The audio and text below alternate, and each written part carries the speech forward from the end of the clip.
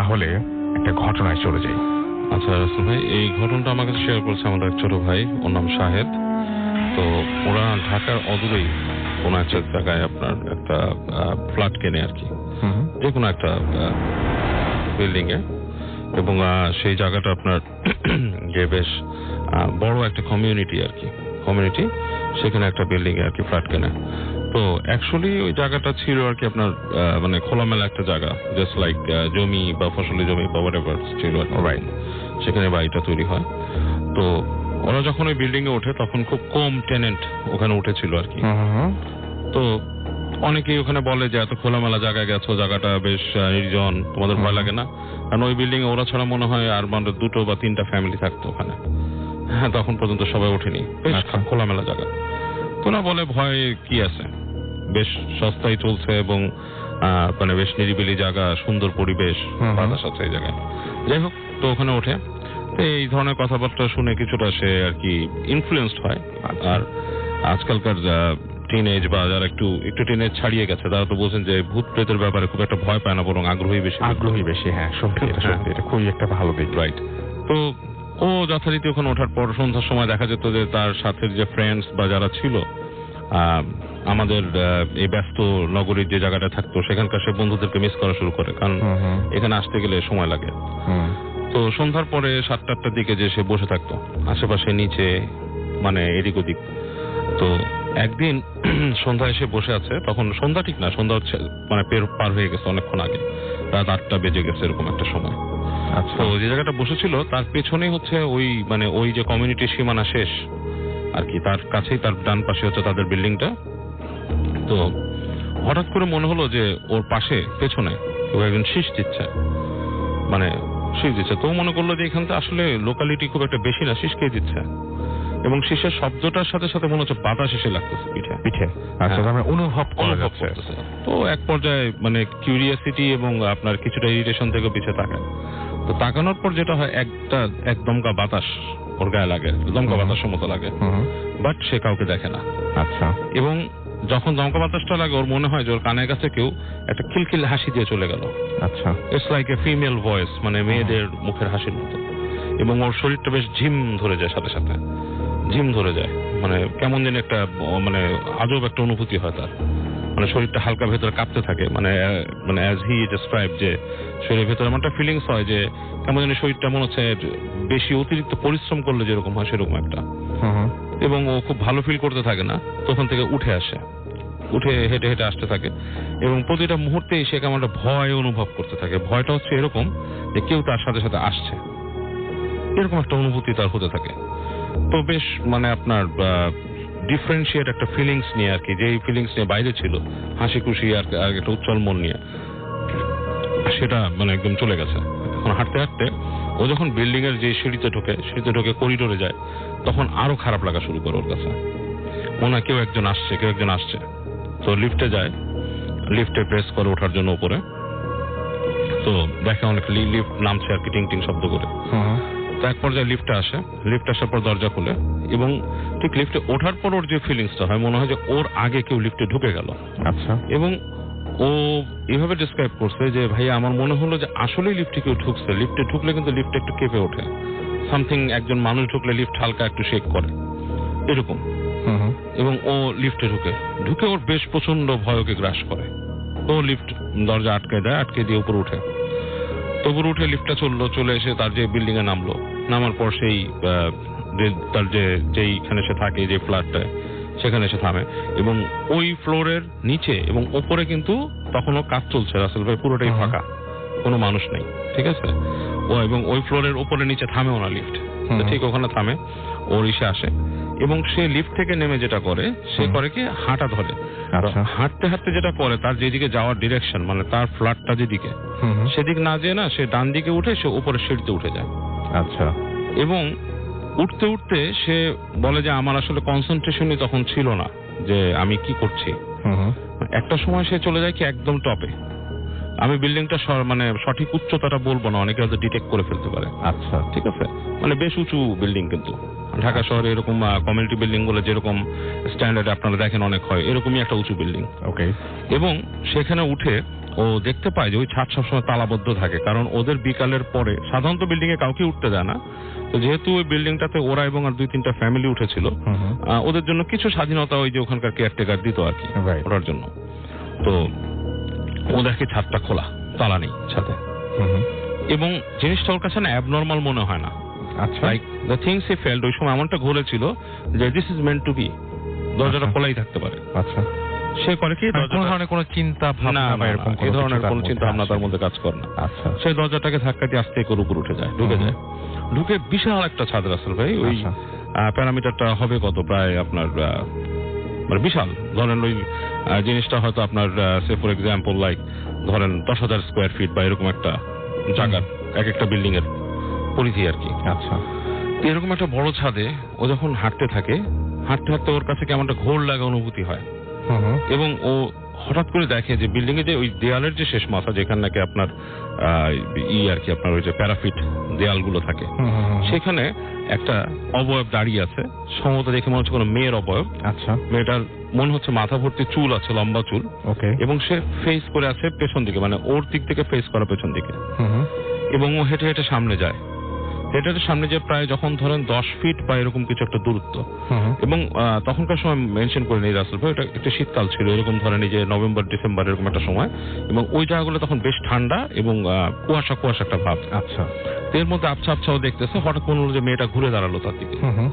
যখন ঘুরে দাঁড়াইছে তখন সেই মেয়েটার ফেসটা আর দেখে না, দেখে মানে অস্পষ্ট ফেসটা ওই জায়গাটায়, এবং ওর কাছে বেশ ঝিম লেগে ওঠে, ভয় পেয়ে যায়, এবং সে কি জানি মনে করে ওখান থেকে দৌড় দেয়, সে ছেড়ে একটা দৌড় দেয়। আচ্ছা, দৌড় দিয়ে সে নিচে আশেপাশে নামে, সে নেমে মানে যে ফ্লোরটা তাদের সেখানে থামে, সেখান থেমে দৌড়ায় বাসায় চলে যায়। বাসার গেটে এসে ধুমধুম করে কিল মারে, ওর বাসার দরজা খুলে দেয় ওকে, এবং ওর মা ছিল বাসায় ঢুকায় কি হয়েছে জিজ্ঞেস করে অনেক কিছু।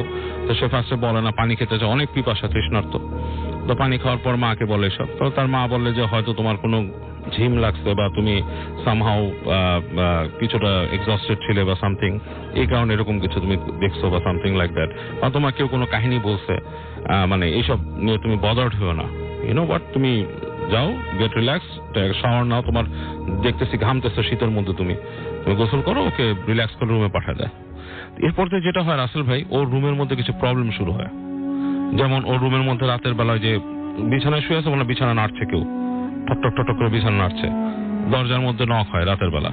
তো এই জিনিসগুলো তারপর ওর মাকে বলে, ওর মাকে জানানোর পরে ওর মা একজন হুজুরের কাছে ওকে নিয়ে যায়। তো হুজুর তাকে ঝাড়ে, ঝেড়ে বলে যে বাতাস লাগছে, তার গায়ে বাতাস লাগছে, ঝাড়তে হবে। তো যেটা হয় যে হুজুর ওকে ঝেড়ে দেয়, তাবিজ পড়তে দেয় একটা, ওই তাবিজটা হাতে পরে থাকে। তাবিজ পরার পর এই রাতের প্রবলেমগুলো কিছুটা কমে যায় তার। এর মধ্যে একদিন যেটা হয়, ও রাতের বেলা ওখানে ঘুমায় আছে, এবং ওই আপনার হঠাৎ করে সে ফিল করে যে তার বাসার পাশে যে জানলাটা, তার বিছানার পাশে একটা জানলা ছিল, সে জানলা একটু ঠক ঠক ঠক ঠক করছে। তো ওই জানলা যখন ঠক ঠক করছে, ও আস্তে করে মানে হয় যে জানলাটা আস্তে করে পর্দাটা সরায় দেখে যে ইটস লাইক আ বার্ড, পাখিটার মুখটা বিশাল বড়, সামথিং লাইক ঈগল বা কিছুর মধ্যে একটা এরকম কিছু। হঠাৎ করে ওকে দেখার পরে সেটা একটা লাফ দেয়। লাফটা যে দেয়, পাখি তো উড়ে চলে যায়, পাখি নট নেসেসারি কিন্তু লাফ দেবে না, কিন্তু সেটা লাফিয়ে যায়, এবং সে খেয়াল করে যে জিনিসটার মুখটা পাখির মতো হলো, শরীরটা মানুষের মতো, হ্যাঁ, এবং অন্ধকারে বিশাল একটা আকৃতি। লাফ দিয়ে পাশের যে বিল্ডিংটা, উইচ ইজ লাইক মানে কত 30 ফিট বা 20 ফিট দূরে, সেটার জানলার যে কার্নিশ, সেটার উপর বসে, এবং এই সময় ওর রুমের মধ্যে কেউ জোরে মানে কেউ জানি হাসতেছে এরকম একটা শব্দ পায়, এবং ও খুব ভয় পেয়ে চিৎকার করে ওঠে। ওর মা, ওর বোন সবাই চলে আসে রুমে। আসার পর ওকে মানে ধাতস্থ করে যে কি ব্যাপার এটা সেটা, এবং পরে আবার হুজুর আসেন। হুজুর এসে বলে যে ওর হাতে যে তাবিজের উপর যে মোম থাকে, মোম দিয়ে ঠেকে দেওয়া, সেই জিনিসটা ক্ষয় হয়ে গেছিল, এবং ফর সাম রিজন সেই জিনিসটা আবার তাকে করছে আর কি। তো এই জিনিসগুলো হওয়ার পর যে তাকে বেশ ট্রিটমেন্ট নেয়, আর অনেক জায়গায় নিয়ে যায় বিভিন্ন প্রসিজারের মাধ্যমে, কিছুটা তাকে করে। কিন্তু আসলে সমস্যাটা হচ্ছে লাস্টে ওদেরকে বলে যে বাড়িটা ভাড়া দিয়ে আপনারা অন্য কোথাও চলে যান, বাসাটা সমস্যা আছে। পরে ওরা যেটা শুনতে পারে ওই বাড়ির কেয়ারটেকারের কাছে যে ওই জায়গাটায় যখন বিল্ডিং হয় এবং ওদের যে ফ্ল্যাটটার যে মালিক ছিল ফার্স্ট, সেই মালিকের মেয়ে নাকি ওই ছাদের উপর উঠে সে ছাদ থেকে লাফ দিয়ে পড়ে মারা যায়, এবং সেও নাকি ওই ছাদ খোলাই পাইছিল রাতের বেলা লাফ দিয়ে পড়ে মারা যাওয়া। আচ্ছা। এবং ওই বিল্ডিংটা এরকম সমস্যা ঘটে আর কি। তো ওরা ওই বিল্ডিং ছেড়ে ও পরে চলে গেছে, ও পরে ইউনিভার্সিটিতে পাবলিক ইউনিভার্সিটিতে চান্স পায়, চান্স পাওয়ার পর পাবলিক ইউনিভার্সিটি পড়তে যায়। এখনো ওই বাসায় নাকি যারা থাকে তারা নাকি ওই যেই কমন ঘটনাগুলো, যে মশলা পেশার শব্দ, তারপরে যে নুপুরের আওয়াজ, এগুলো নাকি প্রায় পায় এখন ওই বিল্ডিংয়ে। ওকে, স্টিল না হয় রাসেল ভাই। Thank you so much, thank you.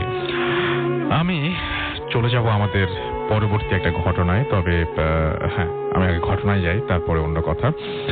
তো এই ঘটনার একটা ইমেইল আমাদের পাঠিয়েছেন আমাদেরই একজন লিসেনার, যিনি অনেক দূরে, যিনি পুনেতে থাকেন, ইন্ডিয়ার পুনে থাকেন, এবং সেখান থেকে তিনি লিখে পাঠিয়েছেন আমাদেরকে এই ঘটনাটি।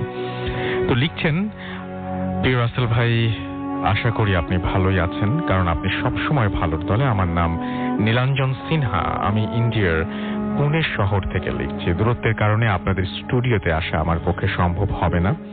আমি ভূত এফএমের অনেক বড় ফ্যান এবং 2010 সালের প্রথম এপিসোড থেকে আপনাদের নিয়মিত শ্রোতা। আপনাদের উপস্থাপনা এবং পরিবেশনা সত্যিই প্রশংসনীয়। এবার সরাসরি ঘটনায় আসছে। ঘটনাটি ঘটে 2007 সালে। আমি তখন সদ্য MA পাশ করে একটি বেসরকারি চাকরি সূত্রে ভারতের বিভিন্ন শহরে ক্যাম্পাস রিক্রুটমেন্ট করি। সেরকম কোনো একটি কাজে আমাকে একবার যেতে হয়েছিল ঝাড়খণ্ডের ঝুমরি তালাইয়াতে। ঝুমরিতে কাজ শেষ করে যখন গিরিধি নামক জায়গায় এসে পৌঁছালাম, তখন রাত 10:30। ঝুমরি থেকে হঠাৎ করে আসতে হওয়ায় আগের থেকে হোটেল বুক করতে পারিনি। বাস স্ট্যান্ডে খোঁজ নিয়ে জানলাম যে এখানে কোনো হোটেল তো পাওয়া দূরের কথা, এত রাতে খাবারও পাওয়া যাবে না। নভেম্বরের শীত, হাড় কাঁপুনি, ঠান্ডায় গোটা কয়েক বিস্কিট এবং আমি একজন সহকর্মী হন্যে হয়ে এদিক ওদিক কোনো একটা গৃহস্থের বাড়িতে আশ্রয় খুঁজতে লাগলাম কোনো মতে রাতটুকু পার করার জন্য। ঘুরতে ঘুরতে একটা 30 হঠাৎ চোখে পড়ল একটা ভগ্ন প্রায় দোতলা বাড়ি, লজ বলাই চলে। বাইরে কলাপসিবল গেট আটকে দারোয়ান ঘুমানোর প্রস্তুতি নিচ্ছে। তাকে দেখে তাকে গিয়ে অনেক করে বলায় সে আমাদের একটা কামরা দিতে রাজি হলো 200 টাকায়। বাড়িটির করুণ অবস্থা দেখে মনে হলো কম করে 100 বছরের পুরনো তো হবেই, মেইনটেইন করা হয় না। আগেকার আমলের ঘোরালো সরু বাঁকানো সিঁড়ি দিয়ে দোতলায় ওঠার সময় দেখলাম একটা ভাঙা তুলসী মঞ্চের পাশ দিয়ে লম্বা একটা করিডোর এবং ঢোকার মুখেই একটা হালকা পাওয়ারের বাল্ব জ্বলছিল। সেই করিডোরের দুই পাশে কয়েকটি ঘর, আধো আধারিতে একটি ভৌতিক পরিবেশ ইতোমধ্যে সৃষ্টি হয়েছে। আমাদের ঘর দেখিয়ে যাওয়ার সময় বুড়ো দারোয়ান বলে গেল আমরা রাতে কোনোভাবেই যেন দরজা না খুলি, আর ঠিক 6:30 চা আসবে তার আগে নয়। নোংরা একখানা কামরা আর মলিন একখানি খাটে আমরা দুজন শুলাম বটে, কিন্তু আমাদের ঘুম কিছুতেই আসছিল না। একটা সিগারেট ধরিয়ে বাইরে বের হলাম। প্রথমেই চোখ পড়ল সেই ভুতুড়ে আধা অন্ধকার আধা আলো করা করিডোর। গা ছমছম করছিল, কারণ সেখানে সেদিন আরো আমরা দুজন ছাড়া আর কেউ ছিল না। সব ঘরই তালাবন্ধ। মনের কৌতূহল দমন করতে না পেরে সামনের দিকে এগিয়ে গেলাম করিডোর বরাবর। করিডোরের শেষ প্রান্তে বেশ গাঢ় জমাট অন্ধকার। দারোয়ান বলেছিল যে এখানে কোনো করিডোর নেই, কিন্তু আমি স্পষ্ট দেখলাম পাশেই আরো একটা করিডোর দেখা যাচ্ছে। কৌতূহলের চরম সীমায় পৌঁছে গেছি ততক্ষণে। তাহলে কি পুরো আমাদের মিথ্যে বলল? দেখতেই হবে আজ কি আছে ওখানে। দ্বিতীয় করিডোরে কিছুটা এগিয়ে যেতে মনে হলো বাঁ দিকের একটা দরজা অল্প ভেজানো আছে। ভেতর থেকে হালকা আলো বাইরে আসছে পর্দার ফাঁক দিয়ে। ফিরে আসতে যাব এমন সময় মনে হলো কেউ যেন আমায় ডাকলো ঘরের ভেতর থেকে। মনের ভুল ভাবলাম প্রথমে, এত রাতে এই অচেনা জায়গায় কি ডাকবে। ঠিক তখনই আবার আমার নাম ধরে কেউ ডাকলো ভেতর থেকে। এক মুহূর্তের জন্য মনে হলো আমার বন্ধুকে ডাকছে, এটা যেন আমাদেরই ঘর। দরজা ঠেলে ঢুকতেই আটকে উঠলাম। একটা বিভৎস ভ্যাপসা গন্ধ নাকে এসে লাগলো। আমার মনে হলো যেন বহু বছর এ ঘরে কোনো মানুষের বসবাস নেই। সিগারেটটা তখনও হাতে জ্বলছিল। ওটার নিভন্ত আগুনে যা দেখলাম তাতে আমার গলা শুকিয়ে কাঠ হয়ে গেছে। পা চলছে না, যেন দৌড়ে পালাবো। আমি মরিয়া হয়ে লাইটার জ্বালাতে লাগলাম। দেখলাম আমার সামনে একটা ভাঙাচোরা চেয়ারের উপর একজন লোক পেছন ফিরে বসে আছে, আমার দিকে পিঠ করে। চেয়ারের ওপর দিক থেকে তার মাথার অংশটা দেখা যাচ্ছে। তার হাত দুটো দুপাশে এলিয়ে পড়েছে। দেখি সারা ঘর মাকড়সার জালে ভর্তি। আমার ডান পাশে কিছু দূরে একটা ভাঙা ট্যাপাই টেবিল, একটা গড়ানো কাচের গ্লাস পড়ে আছে মেঝেতে, আর একটা খাট মাঝখান থেকে ভেঙে পড়ে আছে। আমি মরিয়া হয়ে এক পা করে পিছু হাঁটছি, আর এই সময় হঠাৎ কিছু একটা সাথে ধাক্কা লাগলো। পেছনে ফিরতে দেখি সেই বুড়ো দারোয়ান হাতে মোম নিয়ে দাঁড়িয়ে আছে, আমার দিকে তাকিয়ে আছে এবং বলছে, ওদের হিন্দি ভাষায় বলছে যে আপনাকে বলেছিলাম না যে কামরা থেকে বের হবেন না, আপনি এখানে কেন? এক দৌড়ে কোনো মতে পালিয়ে বাঁচলাম। ঘরে ঢুকে দেখি আমার বন্ধুটি তখনও ঘুমাচ্ছে, তাই আমিও শুয়ে পড়লাম। ভোরে কার ডাকে ঘুম ভাঙলো দেখি 5টা বেজে গেছে। দরজায় টোকা দিয়ে দেখি কেউ চা আর হিন্দি খবরের কাগজ দিয়ে গেছে। চা খেয়ে শুয়ে পড়লাম আবার। বন্ধু আমার তখনও ঘুমিয়ে, সে চা খেতে ওঠেনি। আবার কিছুক্ষণ পরে দরজায় টোকা দিলেও কেউ, বাবুজি চা। ঘড়িতে দেখি 6:30। আমি বেশ বিরক্ত হয়ে দরজা খুলে দেখি একজন জোয়ান ছোকরা হাতে চায়ের গ্লাস আর কাগজ নিয়ে দাঁড়িয়ে আছে। তেড়ে খেঁচে গিয়ে গেলাম তার কাছে এবং জিজ্ঞেস করলাম যে একটু আগেই চা দিয়ে গেছে, কতবার দিতে হয়? ছোকরা অবাক হয়ে বলল, ভোর 5টায় চা দেওয়ার প্রশ্নই আসে না, কারণ এখানে 6টার আগে দুধই আসে না। আমার তখন মেজাজ সপ্তমে উঠে গেছে। ওকে ঘরে ঢুকিয়ে দেখালাম যে এই যে চা, তার পাশেই ভাঁজ করে রাখা কাগজ। ছোকরা কাগজটা তুলে পড়ে আমাকে দেখে বলল, এটা তো 1 বছর আগের, আর ক্লাসে তো চা নেই, অন্য কিছু একটা আছে। দেখি আমার বন্ধুর চায়ের গ্লাসটায় যে জিনিসটা পড়ে রয়েছে সেটা চা নয়, সবুজ রঙের কোনো একটা তরল পদার্থ। কিছুক্ষণ পরে চেক আউট করার সময় করিডোরে গিয়ে দেখি ওখানে আর দ্বিতীয় কোনো করিডোরই নেই। তাহলে গত রাতে আমি যে ঘরটিতে গিয়েছিলাম সেটা কোথায় গেল? এই প্রশ্নগুলির উত্তর আমি আজও খুঁজে পাইনি। সেদিন দুপুরের ট্রেনে কলকাতা ফেরার কথা ছিল। ফিরে এসে 5 দিন ডায়রিয়াতে মারাত্মক ভুগেছিলাম। প্রচন্ড ব্যথা ছিল, আমার মনে নেই বিভীষিকাময় সেই রাতের স্মৃতি। আমার কাছে এরকম আরো কয়েকটি সত্যি ঘটনা রয়েছে, ভালো লাগলে পড়ে শোনাবেন, উৎসাহ পেলে আবার লিখে পাঠাবো। আমরা আপনার ঘটনার অপেক্ষায় রইলাম।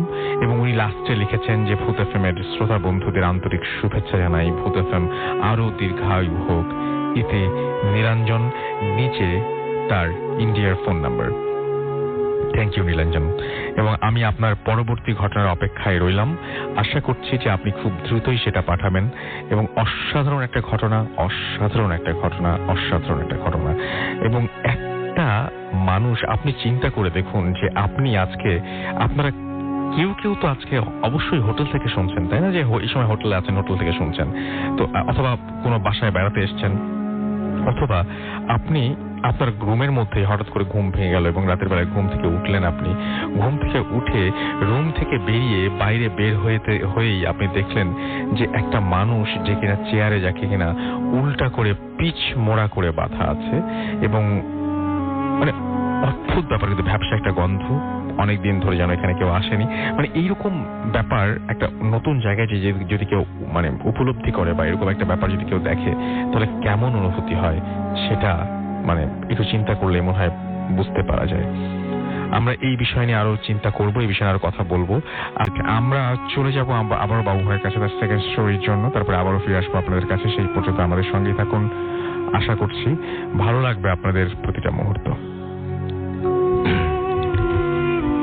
আচ্ছা রাসেল ভাই, এই ঘটনাটা হচ্ছে কি, আমার এক মামা হয় আর কি, ওনার পজিশনের কাহিনী আর কি। উনি হি গট পজেসড অনস আপন এ টাইম। তো ওনার কিছু ব্যাপার ছিল যে জিনিসগুলো আর কি খুব খারাপ ভাবে আর কি ওনার লাইফে এফেক্ট করেছিল আর কি। তো ওইটার একটা পার্ট, ওটা যদি পুরো স্টোরিটা বলতে যাই ইট টেকস আ লং টাইম। ওটার একটা পার্ট বলি আর কি। তো উনি তখন আপনার টিনেজ, একদিন সন্ধ্যার সময় উনি যাচ্ছিলেন গ্রামের একটা রাস্তা দিয়ে আর কি, খেলাধুলা শেষ করে আর কি। এবং ওই জায়গাটা আপনার একপাশে শ্মশান ছিল, তো ওখান থেকে আসতে হয় আর কি। তো শ্মশানের পাশ দিয়ে উনি যখন হেঁটে আসছেন সন্ধ্যার সময়, তো অন্ধকার হয়ে গেছে, প্রায় এরকম একটা সময় দেরি হয়ে গেছে বাসা আসতে আসতে। তো উনি হঠাৎ করে তাকিয়ে দেখে যে শ্মশানের উপরে ঠিক ওই যেখানে নাকি আপনার কিছু জিনিসপত্র রাখা থাকে আর কি, ভস্য, ওখানে একটা মহিলা বসা, কালো রঙের একটা মহিলা বসা, এবং তার সাদা একটা শাড়ি পরা, সে সারা শরীরে, এবং তার মানে আর কি অনেকে যোগিনী টাইপের বলে আর কি, সেরকম। তো যখন উনি তাকায় দেখেন যে মহিলাটার চোখটা বেশ হলুদ টাইপের, এবং মানে হলদেটে টাইপের আর কি, বেশ বড় বড় হলদেটে টাইপের, এবং ওনার দিকে তাকিয়ে একটা হাসি দেন আর কি। এবং উনি যখন নাকি দ্বিতীয়বার তাকান, মহিলাকে দেখতে পান না। এবং তারপর থেকে ওনার ভেতর অনেক অ্যাবনর্মাল কিছু আচরণগুলো চলে আসে আর কি। এবং এই অ্যাবনর্মালিটি গুলা খুব খারাপ পর্যায়ে আর কি। যেমন উনি ঘুমের মধ্যে কথা বলতো, তখন মানে উনি যখন রাতে ঘুমায় থাকতেন, হঠাৎ করে দেখা যেত যে রুমের মধ্যে শব্দ হচ্ছে কিছু, টুকটাক, এবং লাইক ফিস করে কথা বলতো কারোর সাথে। এবং এই জিনিসগুলো এমন ব্যাপকভাবে হয়েছিল যে আসলে ওনার আশেপাশে যারা থাকতো তারা বেশ মানে ভয় পেয়ে যেত ব্যাপারটাতে, বেশ বদার্ড ফিল করতো। মানে লাইক আপনার একটা রুমের মধ্যে যদি কেউ শুয়ে থাকে এবং আপনি ফিল করতেছেন হঠাৎ করে যে রুমের দরজার মধ্যে কুট করে শব্দ হচ্ছে, এবং যে শুয়ে আছে সে ফিস করে কথা বলছে, এরকম মানে ব্যাপারগুলো যখন ঘটে তখন বেশ মানে জিনিসটা ভয়ঙ্কর মনে হয়। যাই হোক, এরকম করে তার অনেক সময় হয়ে যায় আর কি, বেশ সময় চলে যায়। এবং একটা পর্যায়ে এসে ওনার এক্সোরসিজমের কিছু ব্যাপার চলে আসে। তো ওনাকে একজন পীর সাহেবের কাছে নেওয়া হয়। তিনি তাকে একটা আপনার তাবিজ দেন, তাবিজটা গলায় রাখতে বলে যে এই তাবিজটা গলায় রাখতে। তো উনি তখন বলতো আর কি ওই সময়টাতে যে এই তাবিজটা যখন গলায় রাখি, ওই যে জিনিসটা মানে কেউ একজন তার কাছে আসে এবং রাতের বেলা তাকে ফিস করে বলে জানলার কাছ দিয়ে যে তুমি এই তাবিজটা খুলে রাখো, নাহলে আমি ঢুকতে পারছি না। তো উনি ওই তাবিজ গলায় থাকা অবস্থায় তার মাথার ভেতরে ইগুলা ঠিক থাকতো আর কি, মানে কনসিয়াসনেসটা ঠিক থাকতো, উনি খুলে রাখতেন না। হ্যাঁ, আচ্ছা। বাট উনি মানে ভেতরে এক ধরনের আকর্ষণ অনুভব করতেন কথা বলার আর কি, সামথিং লাইক দ্যাট। তো এরকম একটা সময় একদিন ঝড় বৃষ্টির রাতে, বেশ ঝড় হচ্ছে, তখন আপনার রাত্রে দেখা যেত আর কি যে ঝড় আসলে গাছপালা ছিল অনেক, এরকম হয়। এবং তখন বিটিভি দেখার সময় আর কি, তো অ্যান্টেনা লাগানো থাকতো গাছে, দেখা যাচ্ছে রিসিপশন ভালো আসছে না। তো উনি এরকম একটা সময় হেঁটে চলে যান ওখানে আপনার সেই অ্যান্টেনাটা নামানোর জন্য। আচ্ছা। তো যখন উনি গাছে উঠছেন অ্যান্টেনা নামানোর জন্য, তখন ওনার গলায় তাবিজ ছিল না। এবং এক পর্যায়ে ধরেন লাইক 10 মিনিট পরে সে ফিরে আসে। তখন ফিরে আসে তার সারা শরীরে কাদা টাদা লাগানো। কি হয়েছে? তো ওনাকে জিজ্ঞেস করা হয় যে কি ব্যাপার, যে এই অবস্থা কেন? তো তখন সে বলে যে আমার গলায় যখন তাবিজটা ছিল, আমি যখন গাছে উঠতে যাই তখন আমার তাবিজটা একটা গাছের ডালের সাথে লেগে খুলে যায়, এবং আমি ফিল করি আমাকে কেউ ধরে তুলে নিয়ে যাচ্ছে উপরের দিকে। এবং এক পর্যায়ে আমি যখন দোয়া পড়া শুরু করি আমাকে ফেলে দেয় ওখান থেকে। ঠিক আছে? তো এই অবস্থায় সে চলে আসে। তো এই ঘটনাতে সেই পীর সাহেবের কাছে আবার যাওয়া হয়। পীর সাহেব তাকে বলে যে তোমাকে একটা প্রসিজার করতে হবে, গায়ের মধ্যে স্পেশাল কিছু মানে উনি পড়ে দেয় আর কি, হলুদ, কাঁচা হলুদ পড়ে দেয়, বলে এটা গায়ে মেখে এবং 3টা জলাধারের পানি গায়ে দিয়ে তাকে 3 রাস্তার মোড়ে যে গোসল করতে হবে। আচ্ছা। তো দেখা যাচ্ছে যে ওনাকে প্রথম দিন নিয়ে যায় এবং এই ব্যাপারটা রাসেল ভাই এমন একটা জায়গায় তাকে গোসল দেওয়ানো হয়েছে, জায়গাটা খুব পরিচিত এবং আপনি খুব ভালোভাবে চেনেন জায়গাটা। আচ্ছা, ঠিক আছে, এটা 3 রাস্তার মোড় এবং খুব কোয়াইট থাকে, মোহাম্মদপুরের একটা জায়গায়। আচ্ছা। তো সেই জায়গায় তাকে গোসল করতে নেওয়া হয় এবং বেশ নিশুতি থাকতো, গভীর রাতে নিয়ে যাওয়া হতো তাকে গোসল করাতে এবং একদিন গোসল করানো হলো। দ্বিতীয় দিন যখন তাকে গোসল করতে নিয়ে যাওয়া হচ্ছে, ওখানে অনেক কুকুর কোন জায়গা থেকে জমা হয়েছে এবং ঘেউ ঘেউ ঘেউ ঘেউ করতেছে, মানে ভয়ঙ্কর রকম। মানে তার সাথে গিয়েছিল 2 জন মানুষ গোসল করার, তাকে নিয়ে গেছিল ওখানে। প্রচন্ড কুকুরের ঘেউ ঘেউতে মানে ভয় ধরে যাওয়ার মতো অবস্থা। এবং তারপরে কিন্তু দ্বিতীয় দিন তাকে গোসল করিয়ে নিয়ে আসা হয় ওখান থেকে এবং তৃতীয় দিন যখন যাবে তখন সে আর যায় না ওইখানে। আচ্ছা। সে গোসল করতেই যাবে না এবং মানে যাওয়াই হলো না তার, মানে সে যাবেই না। তৃতীয় দিনে গোসলটা তার হলোই না ওখানে। তো এরপরে অংশটার মধ্যে কিছুটা আমাদের বাসায় ইনভলভ আছে। আচ্ছা।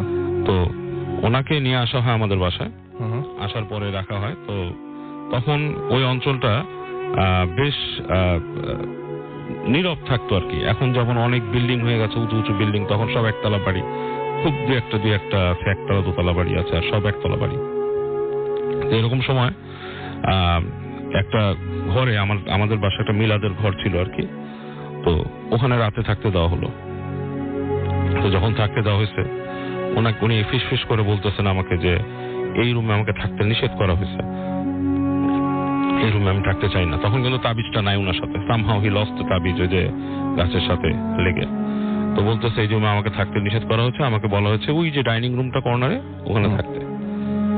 তো জিনিসটা আমি ছোট, আমি নিজে শুনতেছি, আমার কাছে বেশ সিরি লাগতেছে তখন যে এই ঘটনাটা উনি বলতেছে যে তাবিজ নাই বা ওনাকে রাখতে হচ্ছে, এটা কেমন একটা হাস্যকর ব্যাপার মনে হচ্ছে আমার কাছে, যে এই রুমে থাকতে নিষেধ। মানে ব্যাপারটা আমার কাছে কোয়াইট বিলিভেবল মনে হচ্ছে না। যাই হোক, তো তারপরও আমি এটা মেনে নিলাম। মেনে না বলে আমি আমার আম্মুকে বললাম যে উনি এরকম বলতেছে, ওনার সাথে নাকি কি আছে, এরকম রাতে ওনাকে থাকতে নিষেধ করে এখানে। তো বললো যে না, তাকে ওই রুমেই রাখতে হবে। তো ওই রুমেই আমরা তাকে রাখছি। তো কি হলো রাসেল ভাই, রাতের বেলা, দ্যাট ওয়াজ ওখানে শোয়ার পর গভীর রাত বাজে 12টা-1টা এরকম সময়, জাস্ট উড়ানের মধ্যে একটা লাইট জ্বলতেছে। তখনকার সময় আপনার ওই যে নর্মাল বাল্ব ইউজ করতাম আমরা সবাই, ফিলামেন্ট দেওয়া যে বাল্ব। এর মধ্যে উনি হঠাৎ করে বলতেছে যে ও আসছে, আশপাশ থেকে ঘুরতেছে। আচ্ছা। রুমে ঢুকতে পারছে না। তো শুনতেছি ওনার কথা এবং ওনার কথা শুনে আমার কাছে গা শিরশিরানি লাগতেছে, মনে হচ্ছে যে আসলে কি কিছু আসছে এরকম। বাট এরকম সময় রাসেল ভাই, মানে এটা মাই ওন এক্সপিরিয়েন্স, যে দরজার মধ্যে ঢুম করে কেউ কিল মারলো এবং মানে কিলটা হচ্ছে একটু জোরে কিল মারার মতো একটা জিনিস। এবং এই কিলের শব্দ শুনে ওই রুম থেকে আমার আম্মা উঠে গেল যে কি ব্যাপার, কে কিল মারছে, দরজার মধ্যে এরকম সাউন্ড করলো কে। দরজা খোলা হলো, পুরো উঠানটা নিশ্চুপ, কেউ নাই, শুনশান। এবং আমাদের বাসার চারপাশে প্যারাফিট ওয়ালটা ছিল প্রায় 12 ফিট উঁচু। এরকম সময় কারো বাসার ভেতরে ঢুকে ওই দরজায় কিল মেরে বেরিয়ে যাওয়া সম্ভব না, দ্যাটস নট পসিবল। ঠিক আছে, সম্ভবই ছিল না। তো খুব আশ্চর্য একটা ব্যাপার। উনি তখন আমাকে বলতেছে ও আসছিল, ও চায় না যে আমি এখানে থাকি, ও চায় যে আমি কর্নার রুমটায় থাকি এবং এই কারণেই এরকম ব্যাপার ঘটছে। এবং পরবর্তীতে উনি আবার চলে যায়। তখন ওনার এই জিনিসটা মানে ছেড়ে যায়নি। ওনার বাসায়, ওনাদের যে বাসা ছিল সেটা হচ্ছে ঢাকারই মিরপুরের যে কোনো একটা জায়গায়, ওখানে আমি বেড়াতে যাই এবং আমি নিজে উনি যেখানে থাকতো সেখানে দেখছি যে ঠিক পায়ের কাছ থেকে একটা মানুষের মতো অবয়ব রাসেল ভাই, ইটস লাইক 8 to 10 ফিট টল, হেঁটে 8 ফিটের মতো লম্বা হবে প্রায়, হেঁটে ঠিক পায়ের কাছ থেকে আসতেছে। এবং আমি বুঝতেছি যে একটা রুমের ভেতরে একটা আলো থাকে, সেখানে পুরো একটা জমাট বাঁধা মানুষের সমান, মানুষের মতো একটা আকৃতি হেঁটে আসতেছে, এসে পায়ের কাছ থেকে আসতেছে এবং পাশে আসতেছে এবং জাস্ট বিছানার কাছে যখন আসে আমি নিজে ভয় পাই, আমি ডাক দিলে ওনাকে উঠিয়ে দেয়। হ্যাঁ, উনি উঠে যায়, উনি উঠে গেলে ওনাকে মানে তখন নাই কিছু। এরকম 2-3 বার যখন হয়, তৃতীয়বার আবার আমি দেয়ালের পাশে যে শুই। এবং আচ্ছা।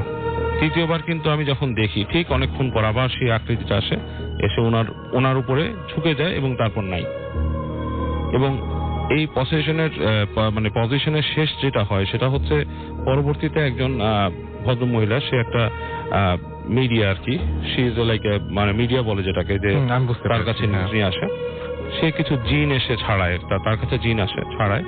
এবং এই ছাড়ানোর সময়টার মধ্যে কিছু মানে ব্যাপার স্যাপার ঘটে যেটা নাকি খুবই এক্সট্রাঅর্ডিনারি ব্যাপার, যেটা আমার চোখে আসলে আমি এর আগে মানে এক্সপিরিয়েন্স করি নাই, বা আমি এখন পর্যন্ত এটা কোনো লজিক্যাল এক্সপ্লেনেশন পাই নাই রাসেল ভাই। জি।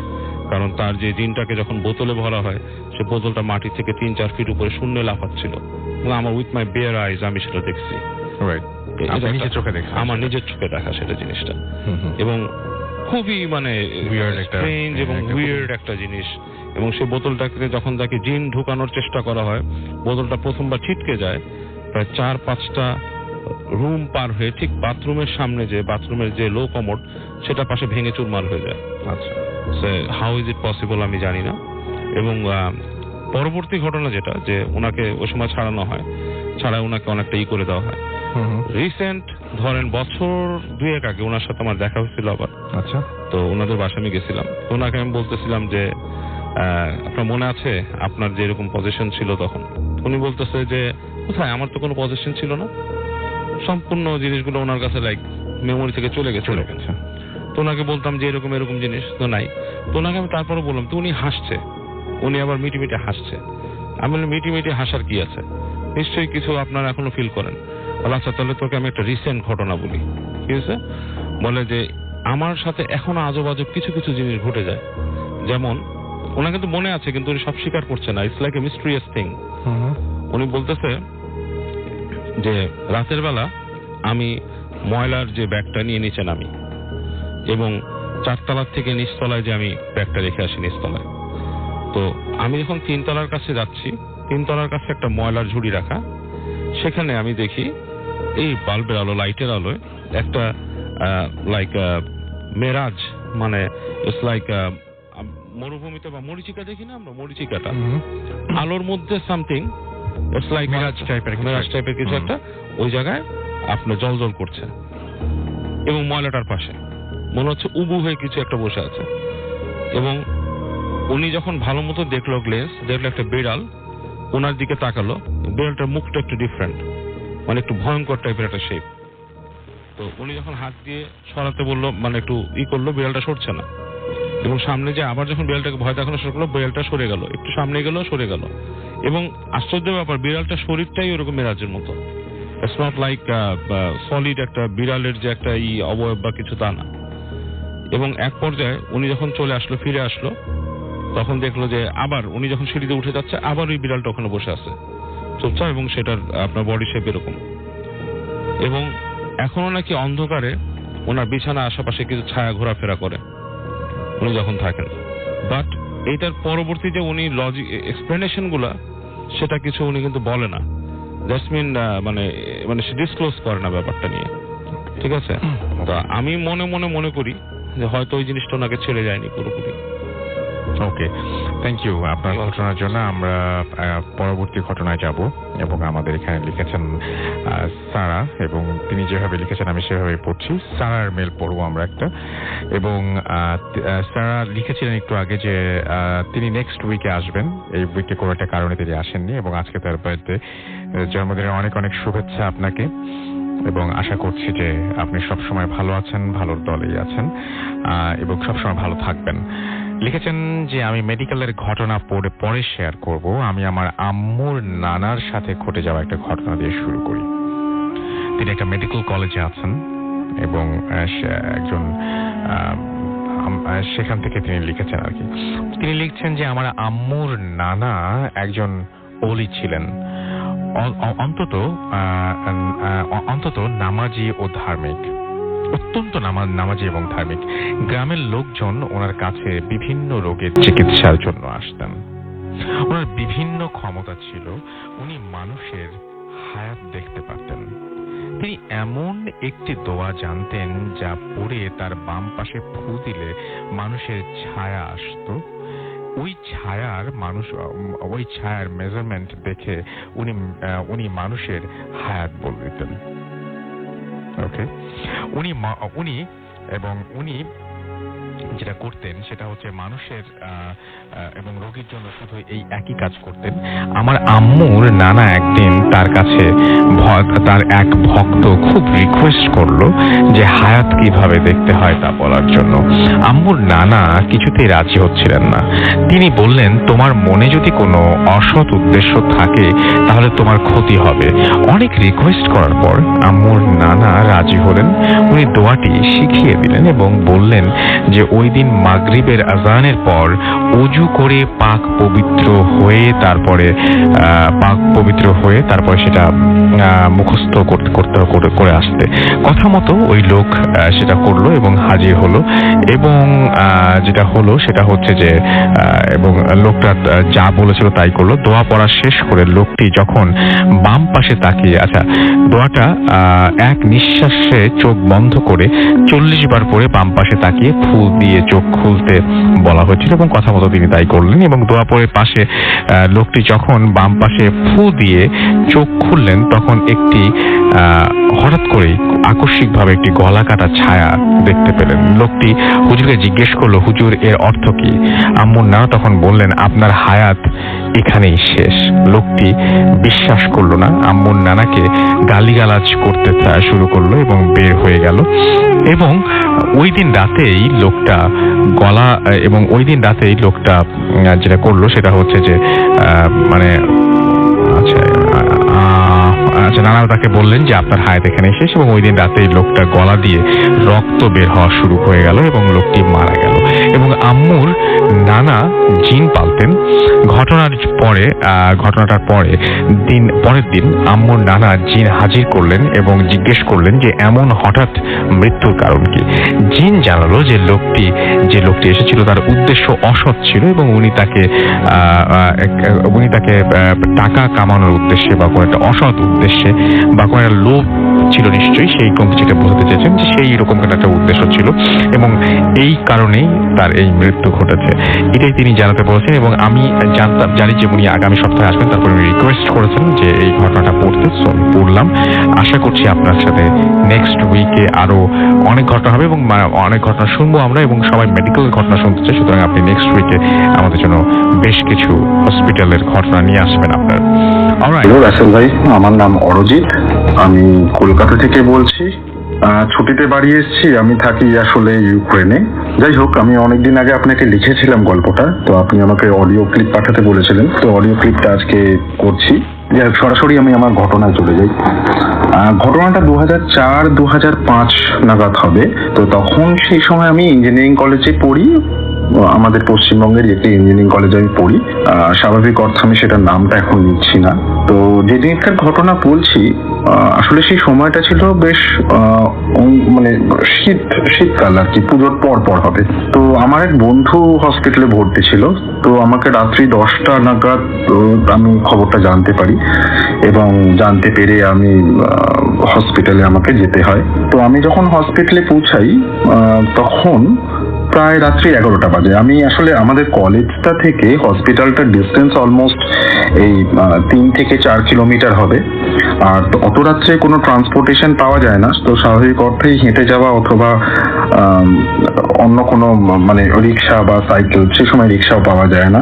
তো আমি আমার এক বন্ধু সাইকেল নিয়ে আমি হসপিটালের উদ্দেশ্যে যাই। ঘটনাটা এরকম যে আমি হসপিটালে পৌঁছাবার পর কিছুক্ষণ কথা বলি, ঘন্টা দেড়েক থাকিও, কিন্তু যেহেতু ওটা ওমেন্স ওয়ার্ড ছিল, তো রাত্রে আমাকে বলা হয় যে আপনি তো ওখানে থাকতে পারবেন না, আপনাকে চলে যেতে হবে, আপনি বাইরে অপেক্ষা করতে পারেন। তো বাইরে অপেক্ষা করা মানে আমি তখন বাইরে আসি। বাইরে এসে হসপিটাল কম্পাউন্ডেই একটা সিঁড়িতে গিয়ে বসি। তার কারণ হচ্ছে গিয়ে অত রাত্রিবেলা আমি যে জায়গাটির কথা বলছি সেটা একটু মফস্বল এরিয়া। আর আমার যে কলেজটা সেই মফস্বল এরিয়ার বাইরে। সন্ধ্যেবেলা 7টা-8টার পরেই ওখানে প্রায় জনশূন্য হয়ে পড়ে। সুতরাং অত রাত্রিবেলা, তখন 12:30 প্রায় বাজে, 12:30 1টা বাজে।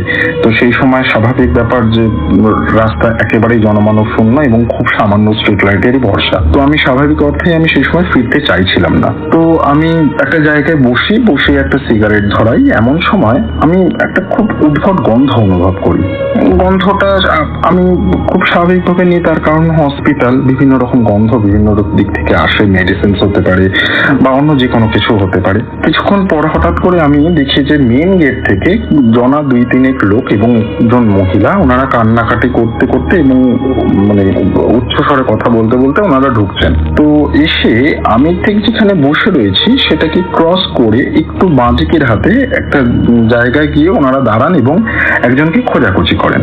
তো সেই খোঁজাখুঁজি করতে করতে একটি লোক আসে এবং সেই লোকটি এসে সেই দরজাটি খুলে দেন এবং ভেতর থেকে একটি লাশ বার করে আন। তো লাশটা বার করে এনে প্রায় আমার সামনেই সেটাকে রেখে দেয় এবং রেখে আরো বোধহয় কারোর আসার অপেক্ষা ওনারা করছিলেন যে ওই লাশটাকে ওনারা নিয়ে যাবেন। তো আমি বুঝতে পারি যে ওটা একটা মর্গ ঘর। তো এবং আমি লাশটার দিকে চেয়ে দেখি এবং লাশটার কন্ডিশনও যে খুব ভালো ছিল তা নয়, এবং আমার একটা অদ্ভুত কি বলবো অনুভব হয় এবং অচিরেই আমার একটা বেশ ভয় লাগে বেসিক্যালি।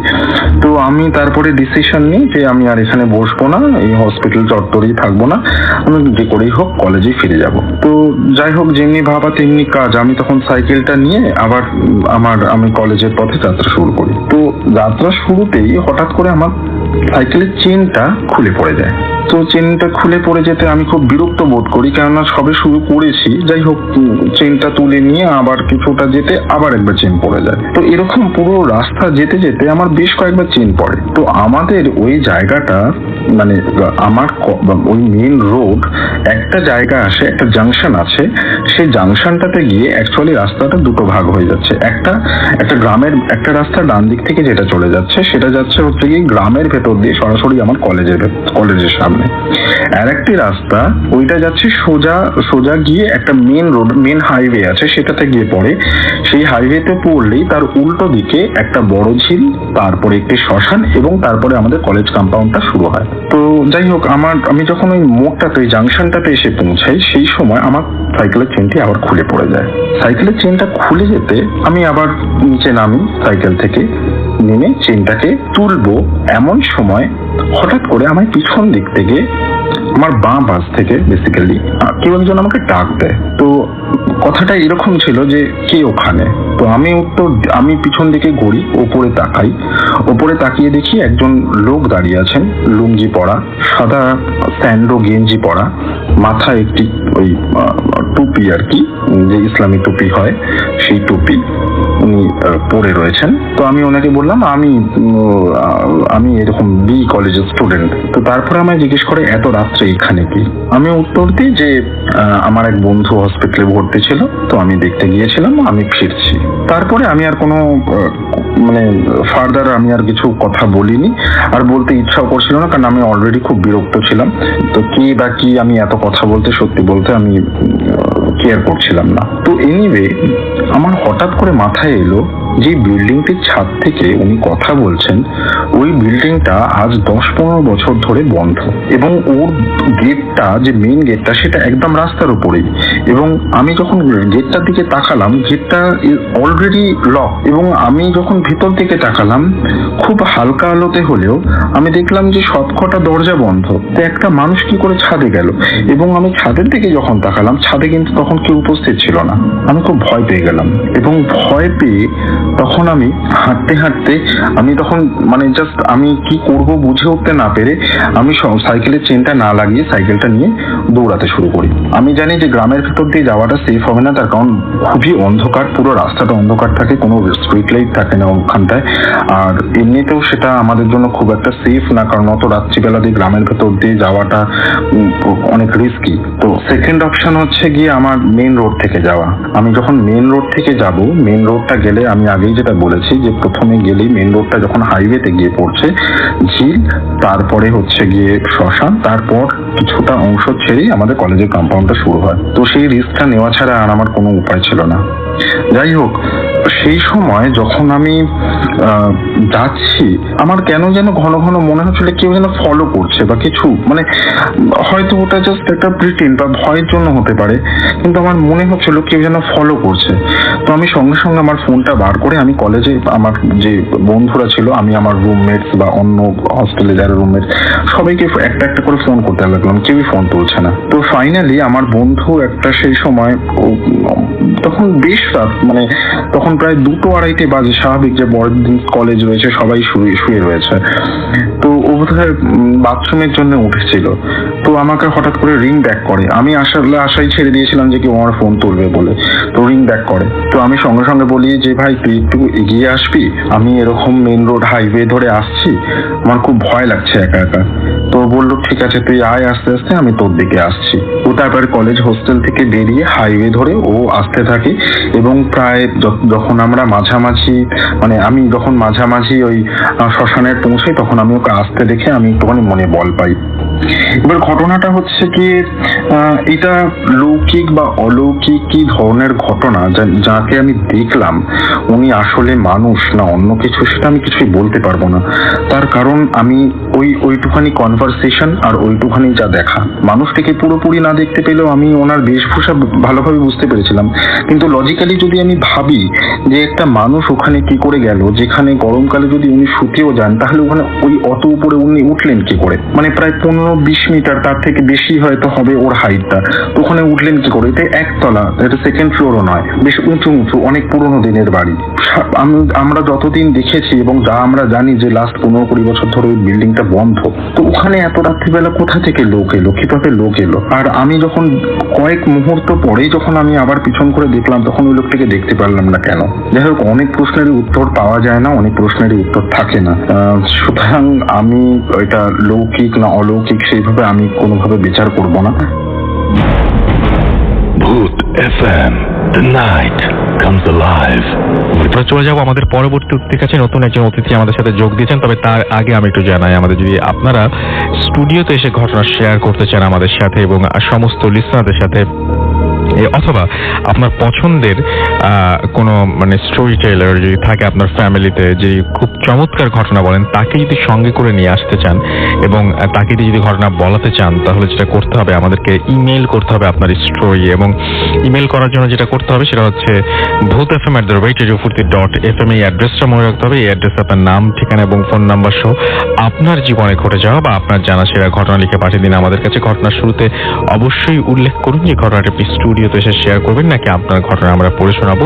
যারা দেশের বাইরে রয়েছেন তাদেরকে অবশ্যই আমি রিকোয়েস্ট করবো যে আপনার সরাসরি অডিও ক্লিপ তো পাঠাতেই পারেন, এছাড়াও আপনারা আমাদেরকে কিন্তু সরাসরি আপনারা ঘটনা লিখেও পাঠাতে পারেন। আমরা প্রচুর ঘটনা পাই আমাদের পশ্চিমবঙ্গ থেকে, এবং আমরা খুবই হ্যাপি আমাদের দেশের বাইরে যে সমস্ত বাঙালি ভাই বোনরা রয়েছেন সমস্ত বিশ্ব জুড়ে, তারা প্রচুর ঘটনা পাঠান, যে ঘটনাগুলো অসাধারণ হয়। আর আমাদের দেশে তো প্রতিদিন আপনাদের পাঠাতেই হয় সবচেয়ে বেশি। তো আমরা এখন পরবর্তী স্টোরি শুনবো আমাদের পরবর্তী লিসেনারের কাছে। আপনার নামটা একটু প্লিজ বলবেন, আপনার স্টোরি। হাই লিসেনার্স, আমি উদয় বলছিলাম। আমি এসেছি দক্ষিণ মনশ্রী থেকে। আমার সাথে এসেছে আমার ছোট ভাই নিয়ম। জি, শুনি আপনার ঘটনা। আমি আসলে বাসা মেনশন করতে চাচ্ছি না আর কি। জি বলেন। আমার বাসা হচ্ছে আপনার দক্ষিণ মনশ্রীতে। তো আমার ঘটনাতে আমি চলে যাই। আমার ঘটনাটা হচ্ছে আমার বিল্ডিং এর 4 তলার একটা ঘটনা। তো আমার বিল্ডিং এর 4 তলায় আন্টিরা ফার্স্ট টাইম নতুন যখন উঠলো, তো ওনাদের সাথে পরিচয়, ভালো কথা। তো আমার সাথেও ভালো পরিচয়, তো আমাদের বাসায় আসা যাওয়া করতো। তো ওই হিসাবে আসলে ঘটনাটা শোনা আর কি। তো হচ্ছে কি, আন্টি আঙ্কেল দুইজনেই ব্যাংকে জব করতো। দুইজনই ব্যাংকে জব করতো। তো আন্টি ফার্স্ট টাইম যখন প্রেগনেন্ট ছিল, তখন দেখা গেছে যে হসপিটালের কারণে বা আদার্স অন্যান্য কারণে উনি আপনার করছিল, এটার নাম জানি কি, এই ব্যাংক থেকে 6 মাসের ছুটি নিয়েছিল। তো যাই হোক, আমাদের বিল্ডিং এ যখন উনি ছিল তখনই ওনার বাচ্চা বেবিটা হয়েছিল। তো বেবি হওয়ার পর ফার্স্ট টাইম ঘটনাটা শুরু হয়েছে এখান থেকেই, যে এটার নাম জানি কি, ওনার বেবির যখন 1.5 থেকে 2 বছর ছিল তখন উনি ওনার বাসায় উনি একটা কাজের বুয়া রাখছিল। তো কাজের বুয়াটা দেখা গেছে যে কাজ করতে আসলে দেখা গেছে কাজ টাজ ফেলে রেখে দেখা গেছে ওনার বেবির সাথে খেলাধুলা করতো, তারপর আরো অনেক ঝামেলা ছিল। তো দেখা গেছে কাজের বুয়া এসে বাসায় যখন ঢুকতো তখন দেখা গেছে যে পায়ের মধ্যে অনেক কাদা থাকতো, যেখানে পা দিত সেখানে দেখা যায় যে কাদার মতো একটা ছাপা বসে যেত আর কি। তো যাই হোক উনি অনেক কথাবার্তা বলে কাজের বুয়ারে যতই কাজ করাক না কেন দেখা গেছে যে কাজের বুয়া বেবি নিয়েই সবসময় খেলাধুলা করতো আর কি। তো একদিন হঠাৎ করে উনি কাজের বুয়ার কাছে বেবিরে রেখে ওয়াশরুমে গেছে। ওয়াশরুম থেকে এসে দেখে যে বেবিটা আমরা আসলে বল যেরকম ড্রপ দিয়ে উঠাই না, বেবিটা ছিল খাটের উপরে বসা ছিল। তো হঠাৎ করে চোখের পলকে দেখে যে খাটের উপর থেকে বেবিটা নিচের দিকে ড্রপ খেয়ে আবার খাটের উপরে চলে গেছে। তো ফার্স্ট টাইম বেবিটা একটু চিৎকার করছে, পরে আবার উনি রান্নাঘর থেকে আবার আসছে, ব্যাক করে আবার আসছে। চলে গেল, কিছু বলেনি কাজের মানুষকে? না, কাজের মানুষ তখন কিছু বলে নাই। আর কাজের মানুষকে উনি কিছু বলেন না? উনি কিছু বলেন, উনি ভাবছে যে এটা ওনার ভ্রান্ত ধারণা আর কি, এরকম কিছু একটা ভাবছে। উনি নর্মালি আবার রান্নাঘরে চলে গেছে। রান্নাঘরে চলে যাওয়ার পর হঠাৎ করে যখন আবার বেবি আসার পরে তখন উনি বলতো কি হয়েছে এগুলো বলছে। বলার পরে কাজের বুয়া বলতেছে যে আপা আমি এমনি দেখলাম মনে হচ্ছে যে ড্রপ খেয়ে আবার উপরে উঠছে। ঠিক আছে, তখন আন্টি চেক করলো, চেক করার পর দেখা যায় বেবির আপনার পিছন থেকে একটু ব্লিডিং হচ্ছে আর কি। তো আচ্ছা ঠিক আছে, গেল তখন বরাবরই উনি হসপিটালে নিয়ে গেছে। হসপিটাল নিয়ে গিয়া যা চিকিৎসা করা সেটা করাইছে আর কি। তো আচ্ছা গেল, এরপরে আপনার দেখা গেছে যে আপনার এরকম উনি যখন রাতে ঘুমাইলে দেখা গেছে যে অনেক সময় দেখা যেত যে ওনার বেবি আস্তে আস্তে টেনে নিয়ে বিছানার কাছে আসতো, হঠাৎ করে কান্নার আওয়াজ শোনা যেত আর কি। তো এটা উনি কয়েকদিন আসলে ফলো করছে, উনি এভাবে ব্যাপারটা আসলে এত সিরিয়াসলি নেয় নাই তখন ফার্স্ট টাইম। আচ্ছা গেল, তখন হঠাৎ করে আরেকদিন দেখা গেছে যে আঙ্কেলের অফ ডে ছিল, ফ্রাইডে তো অফ ডে ছিল। তারপর আঙ্কেল গেছিল ওয়াশরুমে। তো ওয়াশরুম থেকে আঙ্কেল গেছে ওয়াশরুমে, কিন্তু উনি দেখতেছে ওনার পাশে আঙ্কেল শুয়ে আছে আর কি। ঠিক আছে, তারপর উনি হঠাৎ করে আঙ্কেল যখন ওয়াশরুম থেকে বেরিয়ে এসে রুমে ঢুকতেছে, বলতেছে তুমি কোথায় গেছিলা? বলতেছে আমি ওয়াশরুমে গেছিলাম। তখন আঙ্কেল বলতেছে যে ওয়াশরুমে, আন্টি বলতেছে আর কি যে ওয়াশরুমে যখন গেছো তার পাশে কে ছিল? তখন ওনাদের মাঝে আর কি একটু বিভ্রান্তকর সৃষ্টি হয়েছে আর কি। ঠিক আছে, সৃষ্টি হওয়ার পর তখন ওনার আসলে ব্যাপারটা অত সিরিয়াস ভাবে নেয়নি। তখন বাড়িওয়ালাকে জানাইছে যে আপনার বাসায় কোনো সমস্যা আছে কিনা, এই সেইগুলো বলছে। বলার পর বাড়িওয়ালা বলছে যে না আমার বাসায় কোনো সমস্যা নাই। ঠিক আছে, আমার বাসায় এই ধরনের কোনো সমস্যা নাই, এই নেই সে নেই, এগুলো বলছে। বলার পরে ওনারা তারপরেও একটা হুজুর ডাকছিল। তো হুজুর ডাকার পরে দেখা গেছে যে হুজুরে বলছে যে বাসায় একটু প্রবলেম আছে। তারপর আন্টিরা বললো যে ঠিক আছে প্রবলেম আছে যেহেতু আমি ব্যাপারটা সলিউশন করে দেখি থাকা যায় কিনা। ঠিক আছে, তখন দেখা গেছে আরো ওনারা ছিল, কয়েক মাসও ছিল। তারপর থাকার পরে দেখা গেছে যে হঠাৎ করে এরকম প্রায় রাত্রে দেখা গেছে বাচ্চা যখন শুয়ে থাকতো তখন দেখা গেছে বাচ্চা এরকম বিছানার পাশে টেনে নিয়ে যেত। তারপর দেখা গেছে আন্টি মনে করতো যে ওনার গায়ের উপর দিয়ে হাত দিয়ে কেউ মনে ওনার বাচ্চাকে বেবিকে ধরতেছে, এটা মনে করতো। তো এরকম হঠাৎ করে এরকম যখন একদিন কি হয়েছে, রাতের বেলা উনি ওই হঠাৎ করে মনে হচ্ছে যে কেউ একজন ওনার বেবিকে টানতেছে। হঠাৎ করে চিৎকার শুনেন যখন হাতের এরকম করছে, মানে এরকম করার পরে উনি হঠাৎ করে মানে ব্যাপারটা আজ করেনি ফার্স্ট টাইম। পরবর্তীতে দেখা গেছে যে ওনার হাতের মানে সকালবেলা উঠে ঘুম থেকে দেখা যায় হাতের উপরে একটা আঁচড়ের দাগ। তো উনি ব্যাপারটা যখন সিরিয়াস ভাবে নিছে, তখন সিরিয়াস ভাবে নেওয়ার পর উনি পরের দিন আবার একটা হুজুর আনছে। ঠিক আছে, বাড়িওয়ালা সহ হুজুর আনছে। হুজুর আনার পরে হুজুর বলতেছে যে এই বাসায় কোনো একটা সমস্যা আছে, এই সমস্যাটা হচ্ছে এই বাসার উপর দিয়ে এইটা হচ্ছে জিনদের চলাফেরার একটা রাস্তা আর কি। ঠিক আছে, এই রাস্তা দিয়ে ওরা চলাফেরা করে।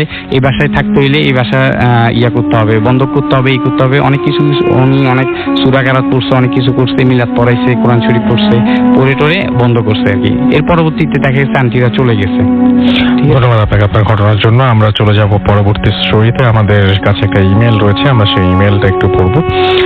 এবং এই ইমেলটি পাঠিয়েছেন আমাদেরকে আমাদের একজন লিসেনার।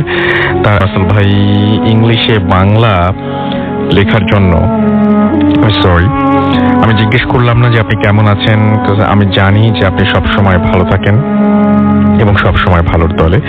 আমার নাম অর্ণা এবং পার্সোনাল কিছু প্রবলেমের কারণে আমি স্টুডিওতে আসা আমার পক্ষে সম্ভব নয়। তাই আমি চাই আমার ঘটনাটা আপনি পড়ে শোনান। ঘটনাটা 2015 সালে আমার সাথে ঘটে যায়। আমার বাসা ময়মনসিংহে। এবং সময়টা ছিল নভেম্বরে। আমি একদিন ঢাকার মিরপুর 2-এ আমার ফুপুর বাসা, সেখানে বেড়াতে যাই এবং ফুপুর বাসায় আমার সেম এইজের আর কেউ ছিল না। গল্প এবং আড্ডা দেওয়ার মতো কেউ ছিল না। দ্যাটস ওয়াই আমি ম্যাক্সিমাম টাইম আমি ফুপির সাথেই ফুপির বাসার ছাদে স্পেন্ড করতাম। বিশেষ করে ভোরবেলা ফজরের নামাজ শেষ করে আমি ছাদে গিয়ে একা একা হাঁটাহাঁটি করতাম এবং আমার ছাদে কখনো কেউ থাকতো না। এমনি একদিন ফজরের নামাজ শেষ করে ভোরবেলা আমি ছাদে গিয়েছি এবং হঠাৎ আমি একটা ছেলেকে দেখলাম। ছেলেটা ছাদের রেলিং এর ওপর বসে থাকতো এবং এসে ফোনে কিছু একটা করতো। আমি ডেইলি ভোরবেলা ছেলেটাকে রেলিং এর ওপরে বসে থাকতে দেখতাম। আমি ভাবতাম ছেলেটা ভয় করে না যদি হঠাৎ করে পড়ে যায়। ছেলেটা সেম এজেরও ছিল। এভাবে প্রতিদিন ভোরে ছাদে ওই ছেলেটার সাথে দেখা হতো এবং এক সময় ছেলেটার সাথে আমার খুব ভালো ফ্রেন্ডশিপ হয়ে যায়। ওর নাম জানতে পারলাম প্রণয়, এবং ছেলেটা দেখতে খুব অদ্ভুত ছিল, মাথায় চুলগুলো লম্বা ছিল। এক কথায় কবিদের মতো একটা ব্যাপার ছিল তার মধ্যে। খুব ভালো গান করতো সে এবং প্রায় ছাদে গিটার নিয়ে আসতো। এমনি ভাবেই আমাদের খুব ভালো একটা আন্ডারস্ট্যান্ডিং হয়ে গিয়েছিল। বাট প্রণয়কে আমি ভোরবেলাতেই শুধু পেতাম। ও সব সময় আমাকে বলতো সারাদিন সে অনেক বিজি থাকে, সেজন্য আমরা আলাদাভাবে কখনো দেখা করতাম না। আমি কেন যেন প্রণয়কে কখনো জিজ্ঞেস করতাম না যে ও নাম্বার ফ্ল্যাটে থাকে। এভাবে সে ডেইলি আমাকে নিজের লেখা কবিতা শোনাতো আর গান শোনাতো। আমি ওর গান আর কবিতা শুনে রেগুলারলি এত বেশি মুগ্ধ হতাম যে কখনো ওর সম্পর্কে কিছু জানার ইচ্ছেও আমার হয়নি। ওর প্রতি আমার আমি বেশি ইনভলভ হয়ে গিয়েছিলাম যে ওকে ছাড়া কিছু ভাবতেই পারতাম না। একটা স্ট্রেঞ্জ বিষয় ছিল যে ওকে আমি কখনো দেখিনি ভোরবেলা আমার পরে ছাদে আসতে। আমি যখনই ভোরে নামাজ শেষ করে ছাদে যেতাম তখনই দেখতাম যে ও আগে থেকেই বসে আছে। প্রণয়কে জিজ্ঞেস করলে বলতো আমি তো সারা রাত এখানেই থাকি। আমি ওর কথা শুনে খুব হাসতাম। এভাবে কেটে গেল 16 দিন। আমি ফুপির বাসার গেস্ট, তাই কখনো একা একা কোথাও যাওয়ার ট্রাইও করিনি। ফুপিটা থাকতো ওই বাসার 4th ফ্লোরে। একদিন বিকেল বেলা ফুপি আমাকে নিয়ে 2nd ফ্লোরে বাসার মালিকের ফ্ল্যাটে বেড়াতে যায়। যাওয়ার পর আমি দেয়ালে একটা ছবি দেখতে পাই এবং দেখেছিলাম এবং মনে মনে হাসছিলাম যে প্রণয় আমাকে কখনোই বলেনি যে সে 2nd ফ্লোরে থাকে। বুঝতে পারলাম এটা প্রণয়দেরই বাসা। তবুও আমি ওই আন্টিকে জিজ্ঞেস করলাম যে আন্টি এটাকে? আন্টি আমার কথা শুনে একটা দীর্ঘশ্বাস ছেড়ে বললেন এটা আমার ছোট ছেলে, ওর নাম প্রণয়। আমি আন্টিকে প্রণয় সম্পর্কে জিজ্ঞেস করতে লাগলাম। আন্টি খুব আপসেট দেখাচ্ছিল তাকে এবং ওনার চোখে জল দেখতে পেলাম। প্রণয় সম্পর্কে আমি আন্টির কাছ থেকে কত কথাগুলো শুনে কিছুতেই বিলিভ করতে পারছিলাম না। আমি শুনলাম প্রণয় আন্টির ছোট ছেলে ছিল, ও প্রফেশনাল একজন ফটোগ্রাফার ছিল এবং একদিন ভোরে নাকি ছাদের রেলিং এর ওপরে বসে সে কিছু একটার ছবি তুলতে গিয়েই সেখান থেকে পড়ে যায়। 5 তলার ওপর থেকে ও পড়ে গিয়েছিল অ্যান্ড পরে তাকে আর বাঁচানো যায়নি। আমি ঘটনা শুনে আর কোনো কথা বলতে পারছিলাম না। আমার মনে আছে যে টোটালি 2-3 ঘন্টা আমি কারোর সাথে কোনো কথা বলিনি। প্রণয়কে নিয়ে আমার সাথে যা যা ঘটেছিল সব ফুপিকে বললাম। ফুপি আমাকে বিলিভ করলো অ্যান্ড এর পরের দিন আমি ঢাকা থেকে ময়মনসিং চলে আসলাম। আমার ফুপি খুব ভীতু ছিল, যার কারণে উনি নেক্সট মান্থে বাসা চেঞ্জ করে ফেলেন। আমি ময়মনসিং আসার পর প্রণয়কে খুব মিস করতে থাকি। সব ঘটনা জানার পরও আমি প্রণয়কে খুব মিস করতাম। আমি প্রায়ই ওকে স্বপ্নে দেখতাম ও আমাকে খুব দুঃখ নিয়ে বলছে আমাকে ছেড়ে চলে গেলে। আমি মনে প্রাণে প্রণয়কে দেখতে চাইতাম, বাট আমার ভেতর কোনো ভয় কাজ করতো না। একবার এর জন্য একবারের জন্য আমার মনে হতো না যে সে এই পৃথিবীর কেউ না। এরপর আমার ঢাকা যাওয়া হয়নি। আমি বিলিভ করি আমি যদি আবার কখনো ঢাকায় যাই তবে ভোরবেলা ওই ছাদের ওপরই আমি তাকে আবার দেখতে পাবো। আমি ওকে খুব মিস করি। এই ঘটনাটা যে এই ঘটনাকে জানি না কে কিভাবে নিবে, কিন্তু আমি নিজে জানি আমার সাথে কি ঘটে গিয়েছিল ওই সময়, যার কিছুটা বোঝা আমি এখনো বয়ে বেড়াচ্ছি। তো এই ছিল ঘটনা। জানি না কেমন লাগলো, আপনারা অবশ্যই জানাবেন যে কেমন লাগলো। আমরা চলে যাচ্ছি আমাদের পরবর্তী অতিথির কাছে। ছোট্ট একটা ঘটনা আছে তার, সেই ঘটনাটা শুনে আসবো। আপনার নামটা প্লিজ একটু বলবেন, কোথা থেকে এসেছেন, তারপর আপনার ঘটনায় যাবো আমরা। হ্যালো লিসেনার্স, আসসালামু আলাইকুম।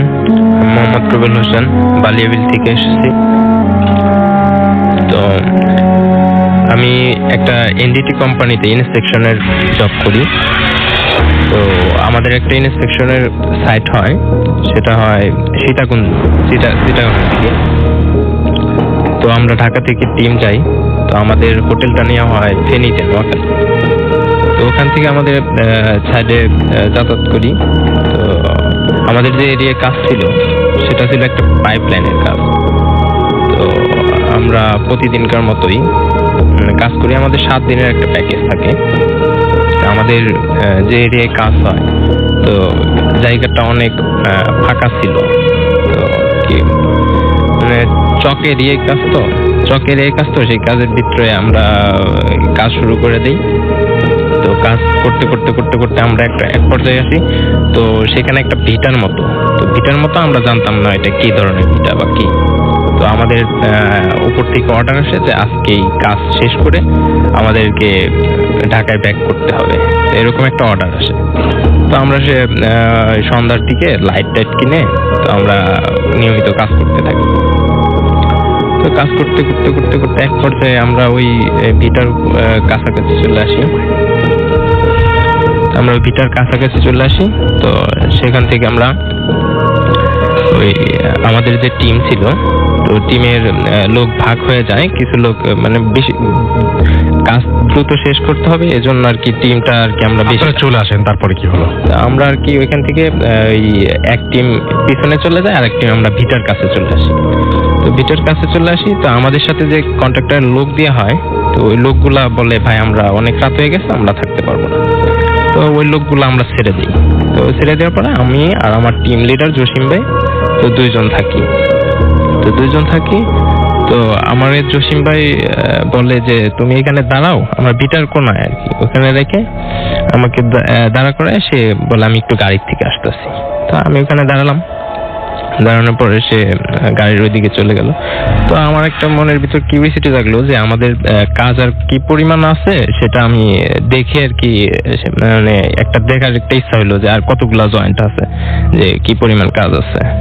তো আমি সরাসরি ওই ভিটার দিকে আমার হাতে যে লাইটটা ছিল সেই লাইটটা নিয়ে আগে গেলাম। আগে যাওয়ার পরে কিছুক্ষণ পরে আমার লাইটটা আর জ্বলতেছিল না। আমার হাতে একটা ফোন আছিল, ফোন দিয়ে আমি কোনো রকম ব্রাইটনেসের আলো দিয়ে সামনের দিকে আগে গেলাম। তো আগে যেয়ে দেখি যে কিছু দূর গেছি, তো হঠাৎ মাঝখানে ভিটার প্রায় মাঝামাঝিতে, তো তখন আমার হাতের ওই লাইটটা জ্বলে ওঠে। তো তখন আমি যেটা দেখলাম, তো দেখে আমার শরীর পুরো হিম হয়ে গেল। তো আমি তখন অনেক ভয়ে আমার বড় ভাইকে আমি ডাকতেছিলাম। তো আমি যেটা দেখছিলাম, তো দেখি কিছু কঙ্কাল, কিছু মাথা মোটা এরকম অনেক কিছুই আর কি এখানে চতুর্দিকে আমার। তো আমি খুব ভয় পাই আমার শরীর অনেক হিম হয়ে যায়। তো তখন আমি আমার বড় ভাইকে, টিম লিডার, ওনাকে আমি ডাকার চেষ্টা করি। তো আমি অনেক জোরে ডাকতেছিলাম, কিন্তু আমার গলা দিয়ে শব্দ বেরোতেছে, বাট শব্দটা ওনার কাছে পৌঁছাইতেছিল না। তো আমি খুব ভয়ে পিছন দিকে ঘুরে লাইটটা ধরেই সোজা একটা দৌড় দিই। তো দৌড় দিয়ে আমি সরাসরি ভাইয়ের ওইদিকে চলে যাই গাড়ির কাছে। তো এখানে চলে যায়, আমি আমার ওই টিম লিডার ওনাকে আমি বলি যে ভাই আমি তো এইগুলা দেখছি। তো সে আমার কথা বিশ্বাস করে না। তো বিশ্বাস না করে সে মানে বলল যে ঠিক আছে আমি দেখি কি। তো সে লাইট নিয়ে সে আগায়। তো আগানোর পরে সে মানে তখন আগায়, তো তখন আর কি সে একটা জিনিস খেয়াল করলো যে তার নাকি একটা বাজে ধরনের একটা গন্ধ আসতেছে। তো তার নাকি খুব বাজে ধরনের গন্ধ আসতেছে। তো তারপরেও সে সামনে আগাইতেছে। আগায় দেখলো যে যখন নাকি ভিটা মানে 200 গজ ডিস্টেন্সে ছিল সে, তো 200 গজ যখন ওই ভিটার কাছাকাছি যায় তখন সে একটা কালো রঙের একটা বিড়াল দেখে। তো বিড়াল দেখে সে লাইট ধরে। তো লাইট ধরে সে যা দেখতে পায়, সে দেখে একটা মানে কেমন জানি একটা পচা একটা লাশ সে বিড়ালে ওইটা কামড়ায় খাইতেছে। তো বিড়ালের মুখে একটু কেমন রক্তের মতো লেগে রয়েছে। তো সেটা দেখে সে মানে ওইখান থেকে ব্যাক করে, যেহেতু সে আমার কাছ থেকে একটা কিছু শুনে গেছে। তো সেই পরিপ্রেক্ষিতে সে ব্যাক করে। তো ব্যাক করে গাড়িতে এসে আমাদেরকে আর এসব বলে না, সে বলে আজকের মতো আর কাজ করবো না, তো আমরা আজকে হোটেলে চলে যাই। পরে সে আমাদেরকে ওই আরেক টিম ছিল দূরে, তো ওদেরকে কল করে পরে আমরা চলে আসলাম হোটেলে। তো হোটেলে চলে আসার পরে হোটেলে এসে পরে আমাকে ওই ভাই ওই ঘটনাটা আমাকে বলতেছে, ওইটা আর কি শেয়ার করতেছে যে আমাদের সাথে এইরকম হয়েছে, যে আমিও এইরকম একটা কিছু দেখছি যে ওখানে একটা হরর ছিল। ধন্যবাদ আপনাকে আপনার ঘটনার জন্য। সবচেয়ে বেশি ধন্যবাদ আপনাকে এই জন্য যে আপনি মানিকগঞ্জ থেকে এখানে এসেছেন এবং অনেক দূর থেকে আপনি এখানে এসেছেন। Thank you very much.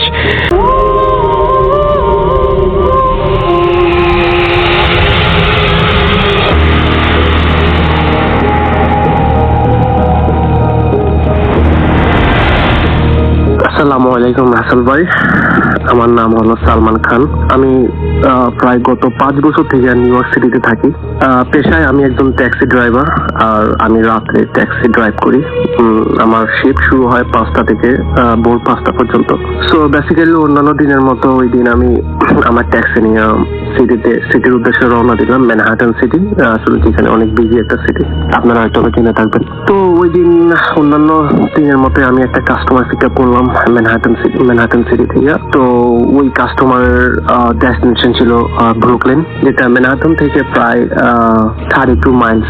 Okay fine, আমি কাস্টমারটা নিলাম। তখন আসলে যখন আমি কাস্টমারটা নিলাম তখন বাজে আসলে রাত্র প্রায় 12:10 আই থিঙ্ক। তো ওই কাস্টমারের ডেস্টিনেশনে যাইতে আমার সময় লাগছে এখানে আরো 40 minute. So almost 12:40 I think, maybe 12:50, almost 1 o'clock আমি ব্রুকলিন পৌঁছাই ওই যাত্রী নিয়ে। যাক, আমি ওই যাত্রী ড্রপ অফ করে অন্যান্য সময়ের মতো আমি সিটিতে ব্যাক করতেছিলাম। আসলে আমি যে ব্রুকলিন গেলাম ম্যানহাটন সিটি থেকে, আমি আসলে জীবনে ওই রাস্তা দিয়ে যাই নাই। আর আমি জিপিএস ইউজ করছিলাম, তো খুবই রাস্তাটা আমার কাছে কেমন যেন একটা স্ট্রেঞ্জ লাগছিল, মানে আঁকা বাঁকা রাস্তা, খুবই মানে পার্কের মানে জঙ্গল, অনেকটা জঙ্গলের ভিতর দিয়ে, দুই পাশে পাহাড়, তারপরে বড় বড় গাছ। আসলে যারা নিউ ইয়র্কে থাকে তারা জানে বেসিক্যালি দিনের বেলা এইসব রাস্তাগুলো অনেক সুন্দর, বাট রাত্রে এইসব রাস্তাগুলো খুবই স্ক্যারি। যাই হোক, আমি ড্রপ আপ করে আমার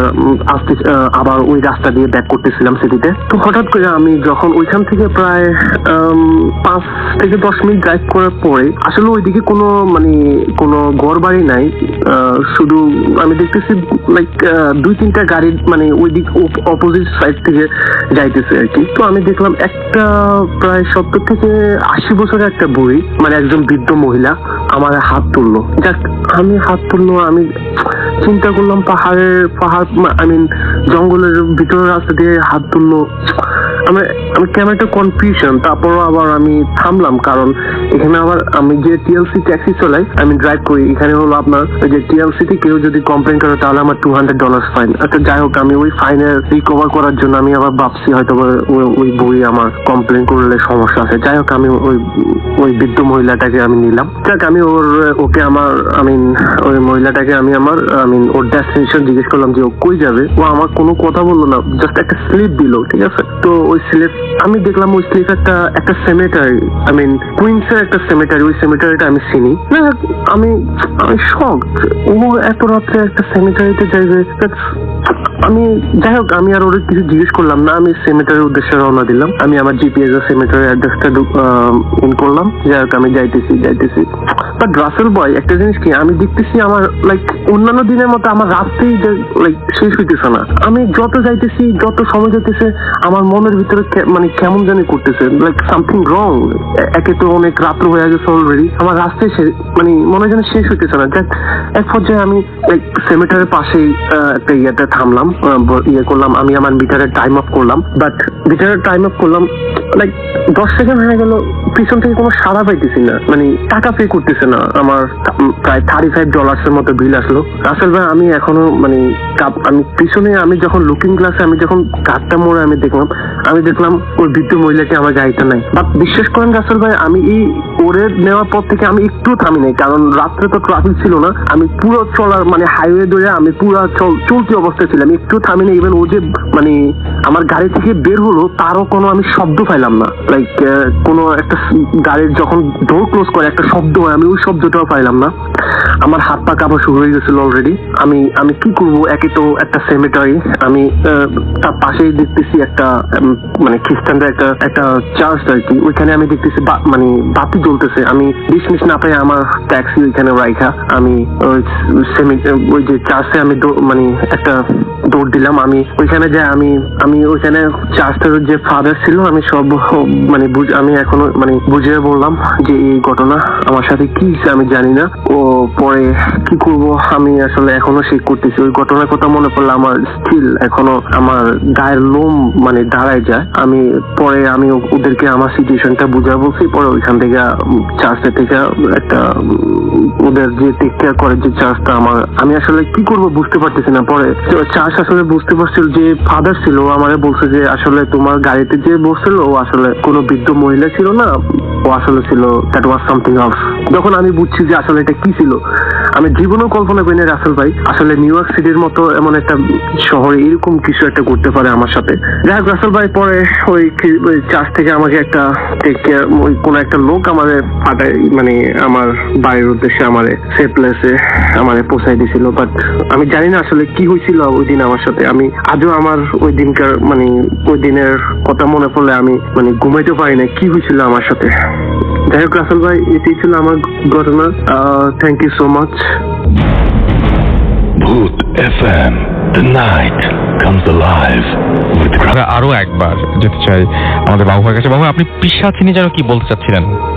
বলতে চাচ্ছিলাম রাসেল ভাই, পিশাচ নিয়ে যেই জিনিসটা দিয়ে মানুষ বেশিরভাগ টাইমই মানুষ এফেক্টেড হয় বা যে জিনিসগুলো দেখে মানুষ ভয় পায়, তার বেশিরভাগই হচ্ছে পিশাচের ব্যাপার স্যাপার। আসলে বিশ্বাস অবিশ্বাসের কথাটা এখানে আছেই। যদি বিশ্বাস করে তাহলে করলো, না করলো যার যার পার্সোনাল ব্যাপার, বিশ্বাস অবিশ্বাস কিছু নয়। বাট একটা ছোট্ট কথা বলতে চাই রাসেল ভাই এখানে, যে নিতান্তই একজন অবিশ্বাসী মানুষ যে ভূত বা এরকম অতি প্রাকৃত কিছুতে ভয় পায় না, তাকেও যদি অন্ধকার রুমে বা এমন কিছু জায়গা আছে যেখানে নাকি আর কি খুব নীরব, বা যে জায়গাটার মধ্যে লোক সমাগম নেই বা পরিবেশে, সে কিন্তু প্রচন্ড ভয় পায়। আমার চোখের সামনে এরকম পেয়েছে। আমার প্রশ্ন হচ্ছে ভয়টা সেখানে কিসের থাকে? ঠিক আছে, তো যাই হোক, আমরা সেই পেশাতে ফিরে যাচ্ছি। তো এটা হচ্ছে রশিদ ভাই নামে একজন খুব সিনিয়র একজন বড় ভাই, ওনার বলা গল্প মানে কাহিনী আর কি, ওনার জীবনে ঘটে যাওয়া একটা কাহিনী আর কি। সেই 80-র দশকে বা তারও আগে এরকম সময় হয়তো, যে সময় হয়তো মানে আমি খুব ছোট অথবা আমি ছিলাম না, এরকম সময়কার কাহিনী। তখন নাকি ধানমন্ডি এলাকাতে লেকের পাড়ে মাছ ধরা হতো। ছোট ছোট চৌকি ছিল, সেই চৌকিতে আপনার কুপি বা হেরিকেন জ্বালিয়ে মাছ ধরতো রাতের বেলা। আচ্ছা, তো উনিও খুব এই মাছ ধরার প্রতি ওনার খুব আগ্রহ ছিল আর কি, উনি মাছ ধরতে পছন্দ করতেন খুব। এখন ওনার অনেক বয়স, উনি এখনো মাছ ধরেন সুযোগ পেলেই। যাই হোক, তো উনি বলেছেন যারা মাছ ধরে এবং মাছ ধরতে খুব পছন্দ করে, এরকম যদি কারোর সাথে যদি তোমার পরিচয় হয়, তুমি যদি জানো, এরকম কিছু কাহিনী শুনতে পাবেই, আমি শিওর। তাদের কারো কাছ থেকে তুমি শুনে নিও। তা আমি আরো দু একজনের কাছে শুনেছি, বাট আমি আজকে রশিদ ভাইয়ের কাহিনীটাই বলছি। আচ্ছা, রশিদ ভাই মাছ ধরতেন, বেশ গভীর রাত পর্যন্ত মাছ ধরতেন রাসেল ভাই, এবং তখন ধানমন্ডি রাত 8টার পরই বেশ নিশুতি হয়ে যেত, বেশ নীরব হয়ে যেত। আমি আমার ছোটকালেই দেখছি ধানমন্ডিতে রাত 9টা-10টার পর মানে খুব মানুষ দেখা খুব কঠিন হয়েছিল, মানে তখন মানুষ থাকতো না আর কি। আচ্ছা, তো যাই হোক, এরকমই একটা রাতে ওই রশিদ ভাই মাছ ধরছেন, উনি ছিপ ফেলে বসে আছেন এবং মানে উনি ওয়েট করছেন যে কখন ওনার ছিপে ওই যে ফেতনা বলে যেটাকে, ফেতনা নড়বে, এরকম আর কি একটা ব্যাপার। তো উনি হঠাৎ খেয়াল করলো ওনার ফাতনা নড়ছে এবং সম্ভবত সেখানে কোনো মাছ হয়তো আসছে। তো উনি ওনার সেই ফিশিং হুইল বিভিন্ন টেকনিকে উনি আনার চেষ্টা করলেন। তো যখন ওটা খুব কাছে চলে আসছে, মাছটাকে উনি বুঝতে পারছেন তুলে ফেলবেন আর কি। মাছটাকে টান দিয়েছেন, মাছটা মুখ উঠেছে। এই সময় উনি দেখলেন বেশ বড় একটা হায়ের মতো, মানে একটা মুখ পুরো মাছটাকে খপ করে গিলে নিল, গিলে টান দিয়ে নিয়ে গেল এবং ওনার ফিশিং হুইলে ফিশিং রডে এমন টান খেলো যে মানে ওটা ভেঙে যাবে এরকম একটা অবস্থা। তো উনি দেখলো যে মানে মাছটাকে নিয়ে চলে গেল কিছু একটা। তো উনি ভাবলেন যে এরকম বড় কিছু, যে মাছের চেহারা উনি দেখেছেন সেটা বেশ বড় ছিল, মোস্ট প্রবাবলি এটা তেলাপিয়া বড় কোনো কাইন্ড অথবা কোনো রুই কাতলা টাইপের কিছু একটা আর কি। এরকম একটা মাছকে এত বড় হা করে নিয়ে যাওয়া মানে বিশাল কোনো মাছের কাজ। উনি বললেন এখানে কি এরকম বড় কোনো মাছ আছে এবং ওই মাছের মুখের ভেতরটা এরকম বিভৎস হতে পারে। তো উনি মানে বেশ হয়ে গেছে, টেনসড হয়ে গেছে যে এখানে কি এরকম কিছু থাকতে পারে নাকি। যাই হোক, উনি খুব চিন্তিত হলেন। উনি উঠায় নিয়ে দেখলেন যে ওনার যে বড়শিটা ছিল সেই বড়শিটা শুদ্ধ চলে গেছে ওটার সাথে। তো উনি তখন আবার খুঁজে টুজে ওনার ব্যাকআপ থেকে আবার একটা এরকম বড়শি লাগিয়ে উনি আবার সেই টোপ দিয়ে আবার উনি ফেললো। তো ফেলার কিছুক্ষণ পর, প্রায় 15-20 মিনিট পরে আবার সেই একই কাহিনী। এর মধ্যে উনি খেয়াল করছেন যে ওনার আশেপাশে কেউ নেই, জায়গাটা পুরো শুনশান। ওনার যে উনি একটা হেরিকেন নিয়ে এসেছিলেন সেটাও নিভু নিভু পর্যায়ে। এই সময় আবার ওটা নড়ছে আর কি। তো এইবার যখন উনি ওই টান দিলেন, দেখলেন যে এরকম মাছের একটা এরকম উঠছে মাছ, এবং এবার দেখলো যে মাছটাকে একটা হাতের মতো কিছু একটা থাবা দিয়ে নিয়ে গেল এবং যে হাতটা দিয়ে উঠছিল, হাতটা বেশ দেখতে আষ্টে টাইপের এবং নখ আছে হাতে, নিয়ে গেছে টান দিয়ে ছিঁড়ে নিয়ে গেছে। ওনার ফিশিং রডটাও পরে হাত থেকে পড়ে যায়। তো উনি বেশ ভয় পায়, উনি ওখান থেকে সবকিছু ফেলে উঠে চলে আসে, উঠে হাঁটতে থাকে এবং উনি দূরে খেয়াল করেন একটা সময় যে হালকা আলো আধারিতে দেখেন যে ওই যেখানে ওনাদের মাছ ধরার জায়গাটা ছিল চৌকি, তার পাশের কাছের একটু শুকনো জায়গার মধ্যে কিছু একটা প্রাণী টাইপের সে মাছ কামড়ায় কামড়ায় খাচ্ছে। এটা অবশ্যই আমি অনেকবার শুনেছি। হ্যাঁ, সেটাই, এটাই তাহলে পিশাচ আপনি বলছেন। হ্যাঁ, এবং এই পিশাচ মাছ খায় এবং আপনি দেখবেন যে অনেক বাসাতেই যদি মাছ কাটাকাটির পর পরিষ্কার না হয়, সেসব কিচেনে কিন্তু বেশ ভয়ের জিনিসপত্র প্রায় ঘটে দেখবেন। এবং এই ঘটনাটা মানে আমাদের মোটামুটি মানে প্রতিদিনই কেউ না কেউ পাঠান, মানে এরকম টাইপের জিনিসটা। হ্যাঁ, তারপর ডাস্টবিন, রাতের বেলা যারা ডাস্টবিনের আশপাশে চলাফেরা করছেন তারাও অনেক কিছুই দেখে থাকবেন। অনেকেই অনেক কিছু এক্সপিরিয়েন্স করেছেন। এখন যদি মানে যারা শুনছেন হয়তো তারা অনেকে এক্সপিরিয়েন্স করেছেন। এবং আমরা রিকোয়েস্ট করবো যে সেই সমস্ত ঘটনাগুলো যদি আপনাদের থাকে ডেফিনেটলি আপনারা সেগুলো আমাদের পাঠিয়ে দিবেন। এর মতো এখানেই শেষ করছি, কথা হবে আবারও আগামী শুক্রবার। সেই পর্যন্ত সবাই ভালো থাকবেন, সুস্থ থাকবেন, সুন্দর থাকবেন, মোস্ট ইম্পর্টেন্টলি ফুর্তি থাকবেন। আজকের মতো এখানেই শেষ করছি, টাটা।